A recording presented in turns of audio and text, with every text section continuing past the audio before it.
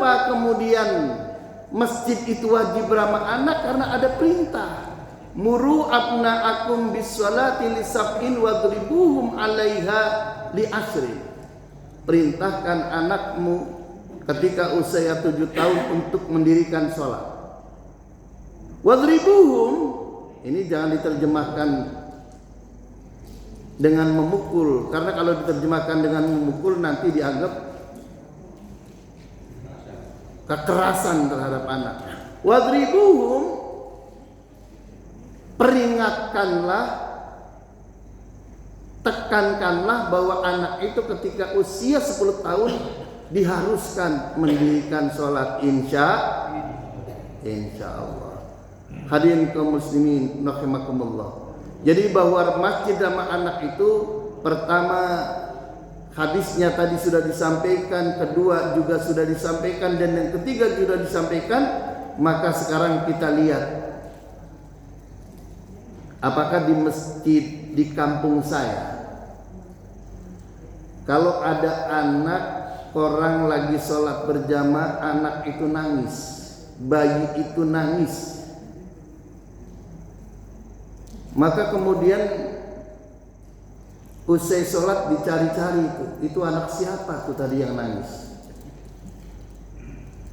Ada di kampung saya DKM nanya, itu anak siapa tuh yang nangis tadi? Ganggu orang sholat saja. Lalu kata yang di sebelahnya, itu anaknya si Fulan bin Fulan. Itu Pak tertekan Pak, ibunya bapaknya tertekan, malu Pak. Kita muslim mesti ngerti bahwa anak-anaknya memang begitu. Jangan disalahkan orang tuanya. Lalu kemudian di dalam ceramah, bapak-bapak, ibu-ibu, saudara-saudara, kalau anak di bawah 5 tahun itu jangan sampai dibawa ke masjid. Bikin repot nanti kalau ngompol. Nah, ini dari mana model ustadz yang begini, dari mana? Ilmunya itu dari mana?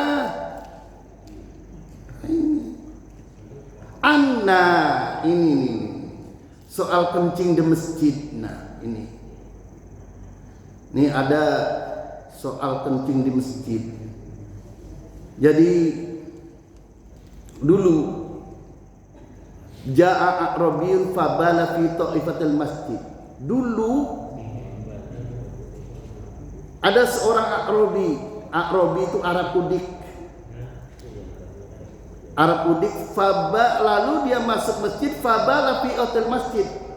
Lalu dia kencing di pojokan masjid.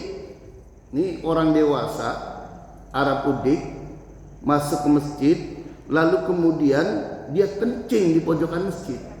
Fazajarun nas, maka sahabat-sahabat pada marah itu.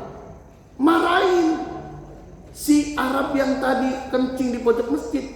Namun oleh Nabi fanahahumun Nabi, oleh Nabi dicegah, jangan marah. Orang itu nggak ngerti kalau bahasa kitanya.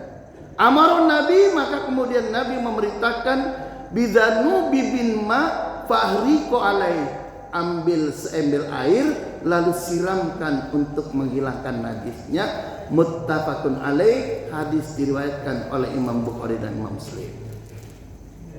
Jadi kalau ada anak kecil ngompol di masjid ataupun, ya kita maklum lah, kalau bisa bantuin membersihkannya.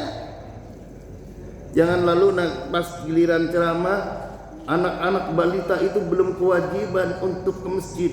Karena itu jangan sampai bawa anak-anak ke masjid. Itu Ustaz di kampung saya. Mudah-mudahan di sini saya gak mau komentar itu. Hadirin kaum muslimin sidang subuh rahimakumullah. Jadi tatkala ada anak nangis, ada anak bermain-main, ada anak berlari-lari di masjid, biarkan. Karena itu sunatullah. Karena itu hadirin rahimakumullah,